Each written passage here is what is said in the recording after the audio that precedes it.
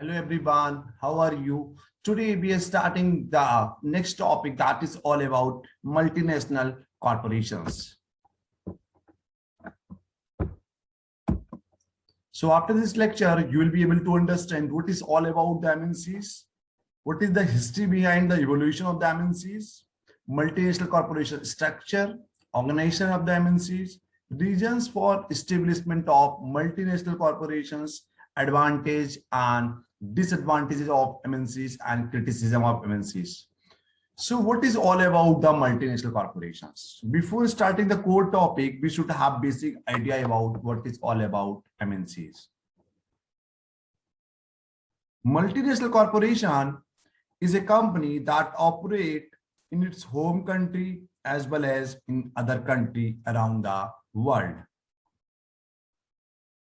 It maintains a central office located in the one country, which coordinate the management of all its other offices, such as administrative branches or factories or certain subsidies companies.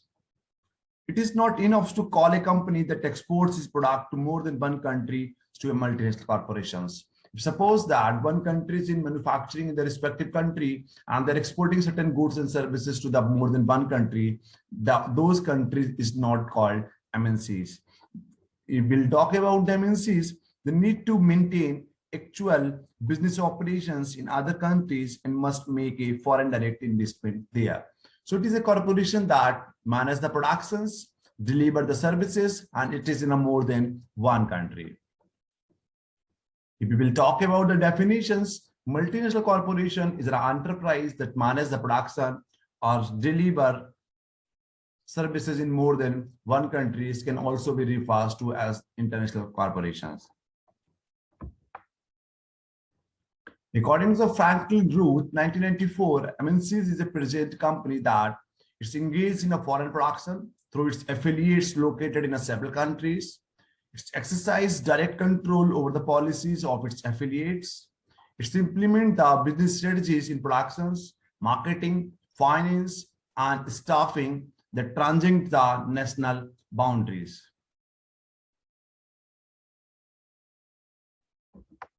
How is a company classified as an MNCs? If we'll talk about what are the characteristics of multinational corporation, very high assets and turnover. So to become, if any country just want to be, any company just want to become the multinational corporations, so to becoming the multinational corporation, the business must be large and must own a huge amount of assets, both physical and financial. The company targets are high and they're able to generate substantial profits. We will talk about the network of branches. Multinational companies maintain the productions and marketing operations in different countries. In each country, the business may oversee multiple offices that functions through several branches and subsidiaries. If we will be talking about the control, in relation to the previous point, the management of offices in other countries is controlled by one head office located in a home country. Therefore, the sources of command is found in the home country. If we will talk about the continuous growth, multinational corporations keep growing even as they operate in other countries. They strive to grow their economic size by constantly upgrading and by conducting merger and acquisitions. And they should be focused on the right skills. Multinational companies aims to employ only the best managers, those who are capable of handling the large amount of funds, using the advanced technology, managing the workers, and running a huge business entity. Forcefully marketing and advertising they have to be do. One of the most effective survival strategies of multinational corporation is spending a great deals of money on marketing and advertising. This is how they're able to sell every product or brand they make. Good quality products, because they use capital intensive technology, they are able to produce top of the lines. How is a company classified the MNCs? If suppose that any company is dealing in more than one country, subsidiaries in a foreign countries, operations in a numerous number of the countries, stakeholders are from different high proportions of countries, assets or revenues. We will talk about the history and the evolutions of MNCs. The corporations originated early in the 20th century after the expanded after World War II. A multinational corporations developed the new product in its native country and manufactured them abroad. Almost all the earliest and largest multinational firms were either Americans, Japanese, or Western European countries. Further, we will talk about what are the certain history behind the multinational corporations. During the last 3 decades, many smaller corporations have also become multinational corporations. In the era of the globalizations, whatever the companies are running in the market, they are also dealing with the certain trade which is involved in a cross-border trade. So that is the thing. Most in the last 2-3 decades, we have been seeing the numerous number of companies that have been entered in a multinational corporations. Such enterprises maintain that they create employment, create wealth, and improve the technology in the country. We will talk about what are the reasons for being a multinational corporations. So there are numerous number of reasons. There are various reasons why companies want to become the multinational corporations. Here are, I'm just telling you that there are most important point.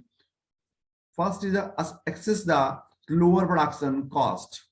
Setting up the production in other countries, especially in the developing countries where the per capita, where the skilled labor is cheaper as compared to the developed country, usually translated to spending significantly less on the production cost. Though outsourcing is a way of achieving the objective, setting up the manufacturing plants in other countries may be even more cost efficient. Due to their large size, multinational corporations can take advantage of economies of scale and grow their global brand. The growth is done through strategic manufacturing service placement, which allows to corporations to take advantage of undervalued services across the globe and more efficient and is inexpensive supply chain and advanced technology R&D capacities. And further, we will talk about the other reasons why companies are moving to the multinational corporations. It's beneficial to set up business in a countries where the target consumer market of a company is located.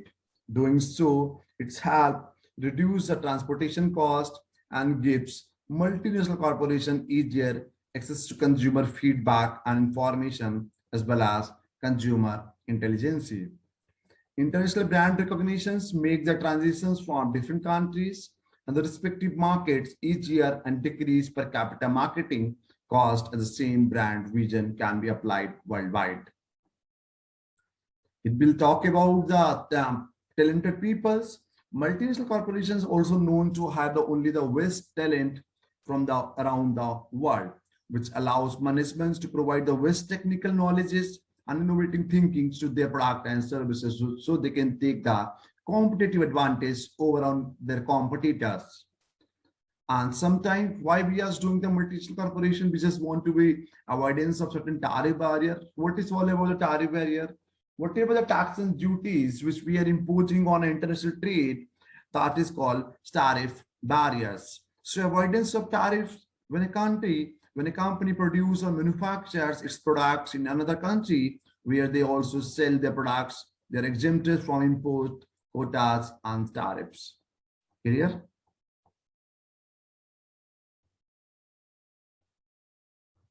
So MNCs in India, we have IBM, Samsung, Nokia, Ford, Nike, Fiat, LG, Toyota, Sony. So they are the multinational corporation which belong to the outside of the country, but they are successfully running in the Indian market. Multinational corporation structure: horizontal integrated multinational corporation, vertical and diversified.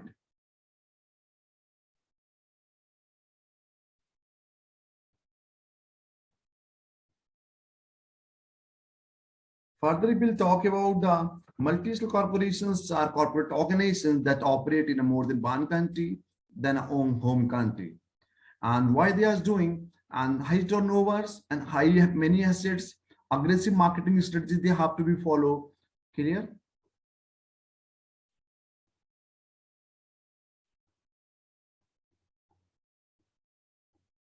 Aggressive marketing they have to do, management by the professionals. And a multinational corporation is run by very competent and capable individuals They have suitable managers to take care of their business operations, technology, finances, expenses. They're also able to attract the top talent to their corporations due to their resources and their reputations. So organizations of multinational corporate subsidiaries, joint ventures, franchisee, turnkey projects. So I'll tell you all these things one by one. Firstly, we'll start with the subsidiaries. What is all about the subsidiaries companies? What is this meaning of subsidiaries company? If we'll talk about here in the corporate world, subsidiary is a company that belongs to another company, which is usually refers to the parent company or the holding company. Clear? The parents means suppose that Tata belongs to India. For the Tata, India will be the parent company or India will be the home country. Wherever the Tata will be wherever the Tata will be operating their own businesses, those countries will become the host country. The parent holds a controlling interest in the subsidiaries company, meaning it has controls more than a half of its stock. In cases where subsidiaries is 100% owned by the another firm, subsidiaries refers to the wholly owned subsidiaries, WOS. Subsidiaries become very important when discussing a reverse triangle mortgage. We'll talk about how the subsidiaries company work. A parent company buys or establishes a subsidiary to provide the parents with specific synergies, such as increase the tax benefit, diversify risk, or asset in the form of earning, equipment, or property. Still, subsidiaries are separate and distinct legal entities from their parent companies, which reflect in the independency of the liabilities, taxations, and governance. If a parent company owns the subsidiary in a foreign land, the subsidiary must follow the laws of the country where it is incorporated and operates. However, given the controlling interest, parents company often have considerable influence by subsidiaries. Clear? So I hope you got it. You have certain ideas about subsidiaries company. Further, we are telling about more about the subsidiaries companies.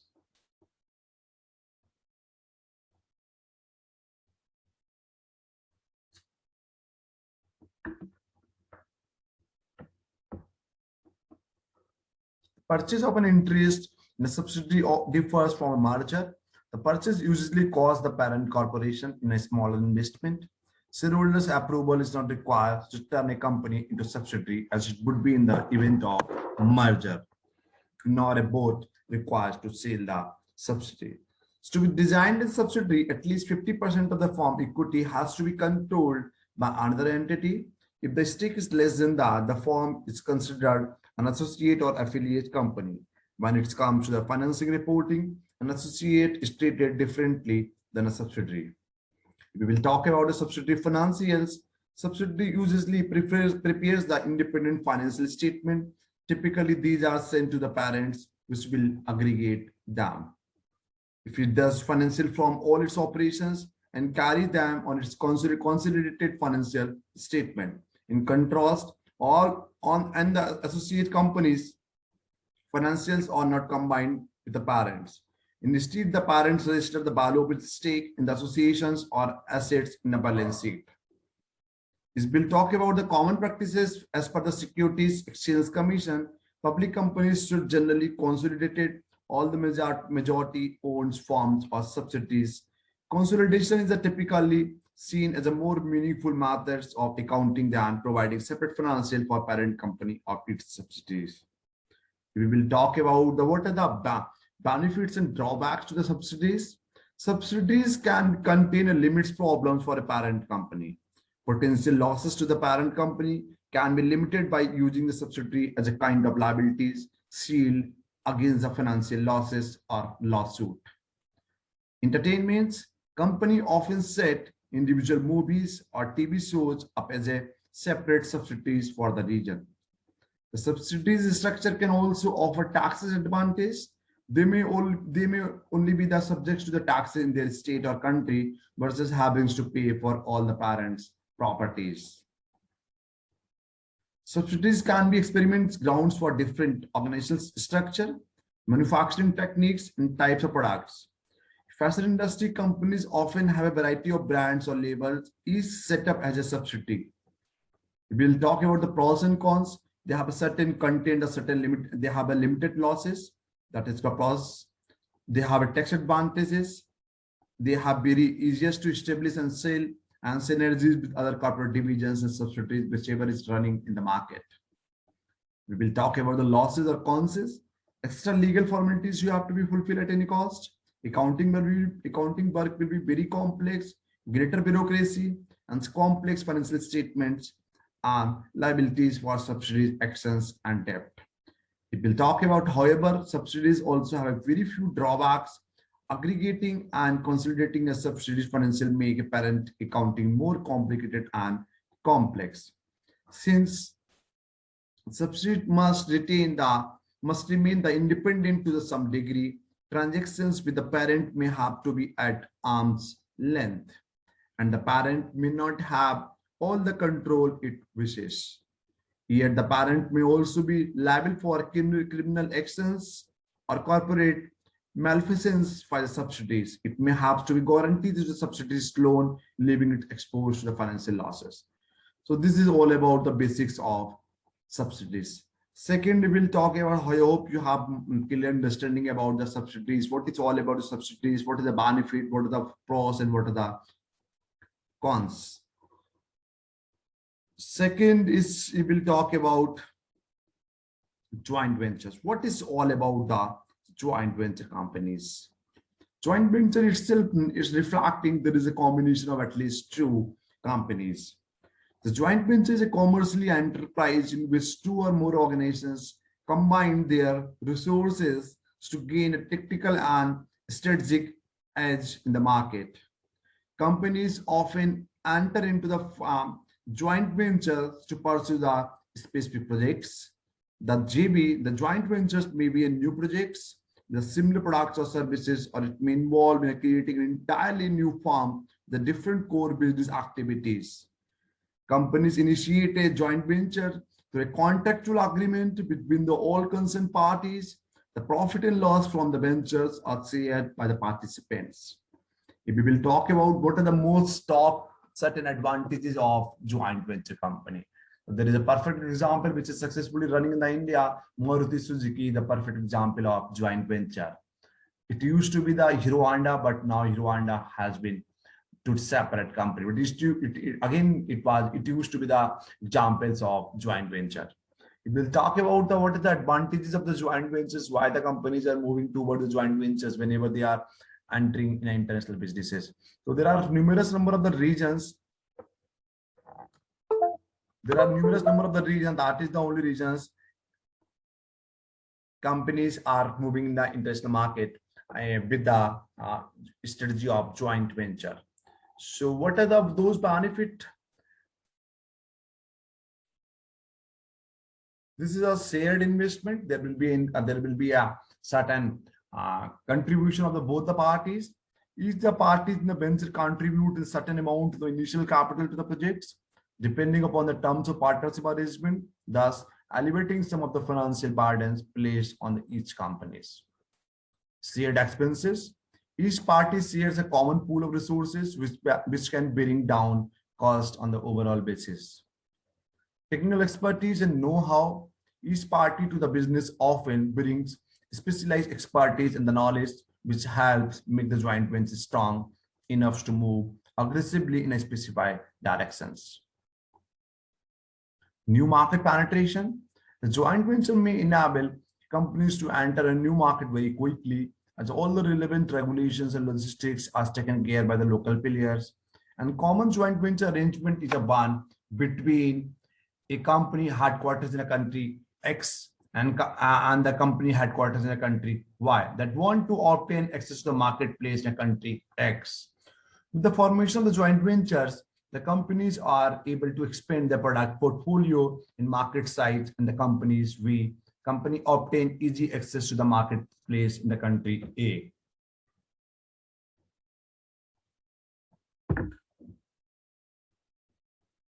New revenue streams. Small business often face having the limited resources and access to capital for growth projects. By entering into the joint venture with a larger company with more financial resources, the small business can expand more quickly. The larger company extensive distribution channels may also provide the smaller firm the larger and more diversified revenue streams. Further, we'll talk about there is certain profit of the certain gains for intellectual properties. Advanced technology is often difficult for businesses to create in-houses. Therefore, companies often enter into the joint ventures with technology-rich firms to gain access to such assets without having to spend the time and money to develop the assets for themselves in a house.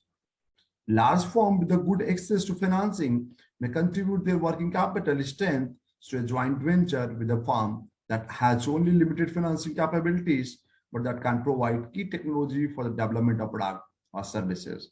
Further, we'll talk about what are the synergy benefits. Joint ventures can offer the same type of synergy benefit that companies often look for in mergers and acquisitions. Either financial synergy with the lower the cost of capital, the operational synergy where the two firms working together increase the operational efficiency. To use a joint venture, what we can do, it also enhance the credibilities. This typically takes some significant period of time for a young business to build market credibilities and a strong customer base. For such, companies forming a joint venture with a larger well-known brand can help them to achieve the enhanced marketplace visibility and credibilities more quickly. There are certain barriers to the competition. One of the reasons for forming a joint venture is also to avoid the competition and the pricing pressure. Through the collaboration with the other companies, businesses can sometimes effectively erect the barriers for competitors that make it difficult for them to penetrate the marketplace in a concern or respective area. It also improves the economy of scale. A bigger company always enjoy the economy of scale. What is all about the economy of scale? Whenever we are doing the production at a large stage, that is called a large scale, that is called economy of scale. When again is enjoyed by all the parties in the joint venture, this refers back to the notion of operational strategy. So this is all about the basics of joint venture. Still, we have certain risk of the joint venture. What are the types of risk in a joint venture?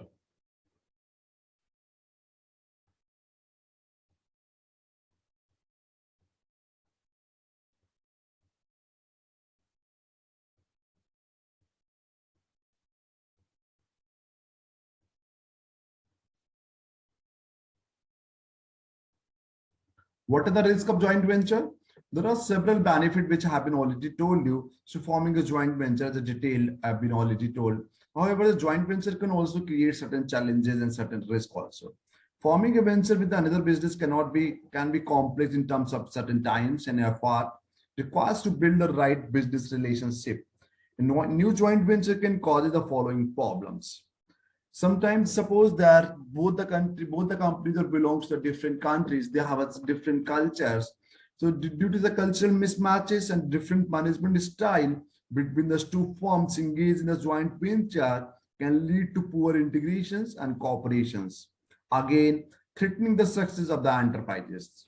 It is a waste to pursue joint venture opportunities with the companies that have a corporate culture similar to that of your own company. Imbalances in the levels of expertise. Suppose that both the companies have a certain expertise and certain imbalances in both the companies' labels. So imbalance in the levels of expertise or investment or asset brought into the ventures by the different parties may lead to the problems because the two parties, one party or other may begin to feel that it is contributing the lion's shares of resources to the project, a recent 50-50 distribution of the profit. This can be avoided by the frank discussion and clear communications during the formation of joint venture, so that each party clearly understand and readily accept its role in the joint venture. The new set of the pyramid partners may have different objectives for the joint ventures. and pursuing the separate objective may threaten the success of the ventures. For this reason, it is important when forming a joint venture arrangement that the objective of the ventures were clearly defined and communicated to everyone involved at the outset. When should a joint ventures dissolve? What are the conditions when you are thinking like that? Now we should dissolve the joint venture. The joint ventures are usually we always try to form with a certain defined objective, not necessarily intended to function as a long-term partnership. Sometimes we are making certain joint ventures to use certain resources which you have and which we have, and we just want to be minimize the cost. That is the only reason we have done certain joint ventures. So it's not always they have a certain long-term intended for forming the joint venture. So suppose that the time period that was initially established for the joint ventures to operate has been completed. The parties agrees that there is no further benefits to be gained from the continued the venture. The individual's objective of each parties are no longer has to be justified. Yes, we have been discussed about the joint venture companies. We have been numerous number of examples of joint ventures which is actually successfully running in the market. So I have been already completed the subsidiaries companies which is actually running in the market, and other is joint venture companies. Now moving forward in the third party, that is all about the franchisee holders. So what is the role of the franchisee holders and why the companies are moving from one country to the other countries just because they would take the franchisee? What are the benefit of the franchisor and what are the benefit of the franchisee? So we have been numerous number of the examples which is actually running in the market about the franchisee businesses. And whenever we are talking about the franchisee model, the first thing which is actually coming in our mind, that just we can take the example of the brand silence and brand resonance. That is called McDonald's model or Domino's model and the Pizza Hut model. Why the companies are distributing the franchisee? Whenever we just want to be expand our business across the globe, and we don't want to be moved through the foreign direct investment. So we have some other medium of moving from one country to the other respective country. That is called franchisee model. So how the actually franchisee model work? If suppose that the parent company, there is a one home country and other is a host country. So I have been already told you what are the home country and what are the host country. If suppose that companies belong to the India, so India will become the home countries. And if Indian MNCs, that is called multinational corporations, are establishing their plant in across the globe, if suppose that they are establishing their plant in Dubai, Dubai will become the host country. So in the franchisee holders, in the franchisee model, we will try to find out what is the impact of the home country and what is the impact of the host country. So why the companies are giving the franchisee? Because this is want to be expand their businesses and at the very minimum risk. And how the franchisee model work? If suppose that ABC company has created the very good brand image in the market, and this is want to be expand their businesses. So all those person who just actually want to be take certain franchisee from the respective company, what they have to do, they have to be keep certain amount of the money with the parent company, and in with reference to the parent company, what they actually do, they are giving certain what we call certain permissions to a franchisor who is actually going to be use the franchisee model. So at the return of those company, what actually they have to do, they are going to get certain benefits. Turnkey project, in a turnkey project, we have a brownfield project and we have a greenfield project. So what is all about the brownfield project and what is all about the greenfield project? Brownfield is all about if suppose that you have already given the order to the certain companies, what actually they are going to do, they will create certain plant on the behalf of you. Once they will establish the project, what actually you can do, you can take over those projects. That is called FTI in a brownfield project.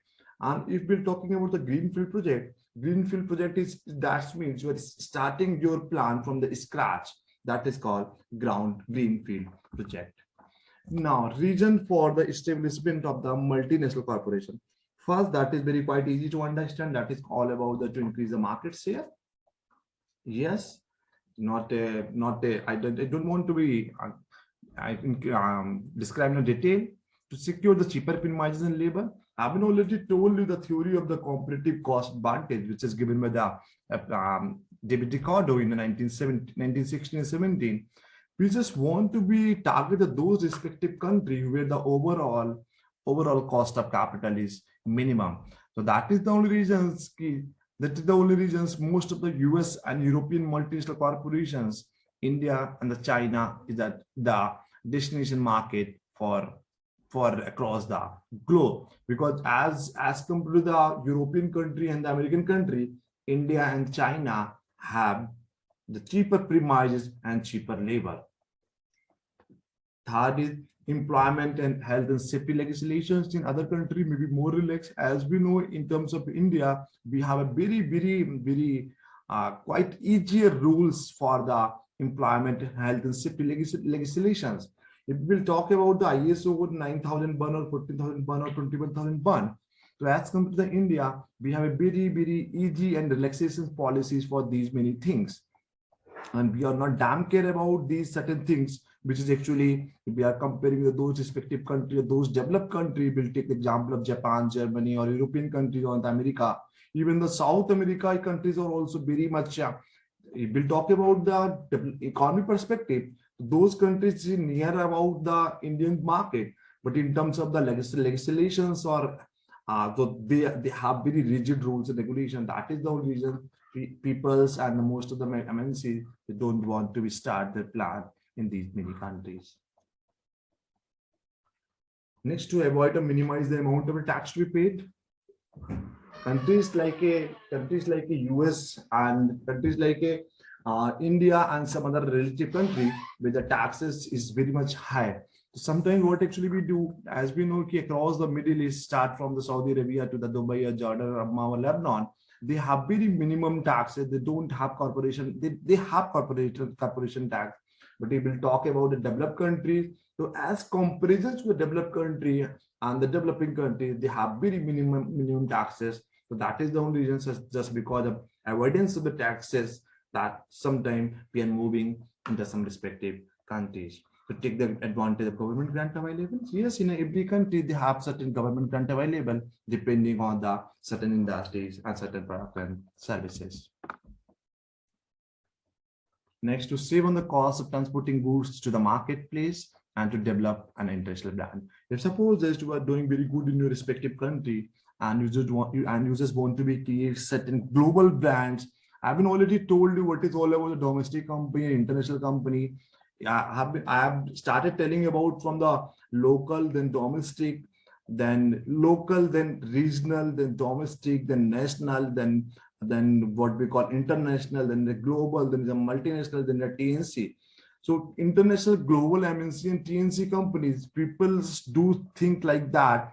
All our companies are same, but have been clearly told you there is a slightly difference between the international companies, global companies, MNCs, multinational corporations, and the TNC, transnational companies. So I'm not going to be repeat such a story again and again in this chapter. Now, what are the advantages to the host country and to the home country? I've been already told you, home country is all about where the company belongs, and whenever you just want to be start a plant in some respective country, that country will be called as a host country. Advantage of MNCs to the host countries: transfer of technology, capital, and entrepreneurship. Yes, if suppose that you are moving from US to India, as we have been seeing the last 5 years, most of the US multinational corporations, they have started their plant in India. If we'll talk about the Apple or some other respective country, which actually belongs to the US, they've started manufacturing plant in India, and they have been shifted the plant from China to India just because of taking the comparative cost advantage. If they are starting their plant in India, so automatically there is a certain technology transfer from one country to the respective country. There is a movement of capital. There is a movement of entrepreneurship. Other is increase in the investment level and the income and employment in the host country. If you do remember, there is we will talk about the national income. In the national income, we have 5 heads. GDP. In a GDP, we have a real GDP and nominal GDP. Then is a GNP. We have a NNP. We have a personal income. And we have a disposable income. We will talk about this terminology that is called gross national product. In the gross national product, we are more concerned about whatever the incomes we are earning from the abroad. So to increase in the investment levels, so if your investment levels are increasing in the respective country, so parallelly there will be an increase in the income levels of the respective country, and there will be a huge employment generations. That is the only reason since last 5-6 years we have been seeing the tremendous growth in the private sectors, specifically in the outsourcing industry, IT industry, and some other service industry. Greater availability of the products for the local consumers. We will comparing the Indian products, comparing the Indian products of as of now and with the products of early 21st century. We had in the early 21st century, we had a very limited number of choice. We had to make the payment of, we had to make them made to pick them payment of the huge cost for the low quality product. But after the 2010, we have n number of the options are available in the market. We'll talk about the luxurious items or the local goods, but we have a n number of the options are available in the market. It's totally depending on the consumers, totally depending on the marketers, what product you just want to be sold and what product you just want to be consumed. So totally, and nobody can force you for any low quality products. Yes, increasing the export and decreasing the import. Yes, I've been told in a third or fourth lecture that was all about the balance of payment and balance of trade. If there will be increase in the export, that means your current account will be going on the surplus. If your current account is in a surplus, automatically BOP in the surplus.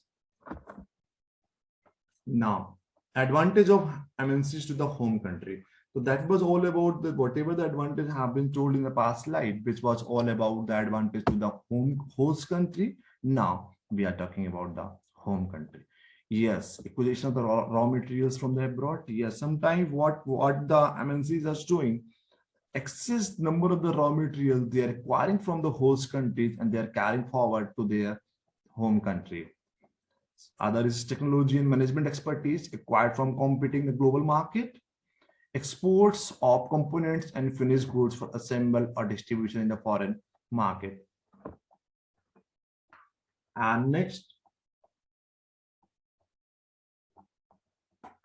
inflow of income from overseas profit, royalties, and management contract. Now, that was a golden part of the multinational corporation, and now the other side of the coin. What are the disadvantages of MNCs?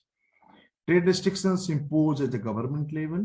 Sometimes, as we know, there are different regulatory authorities and different regulations of foreign direct investment in a different respective country, and there are some other regional economic integrations also intervening in MNCs. So certain trade restrictions, certain duties we have to be imposed, limited quantities of the import, that is called quotas, effective management of global dispatch organizations. Sometimes what actually happened, we have been seeing, we are the perfect example, being an Indian, to slow down in the growth of employment in the home country.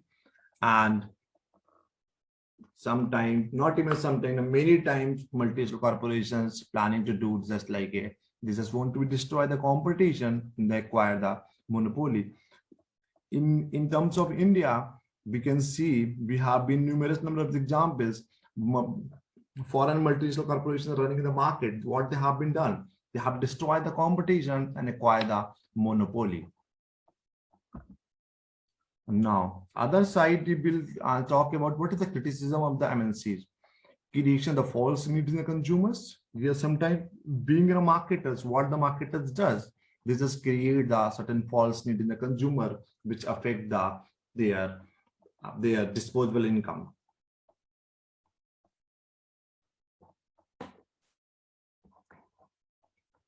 Interference in the dominance in the internal affairs of sovereign nations.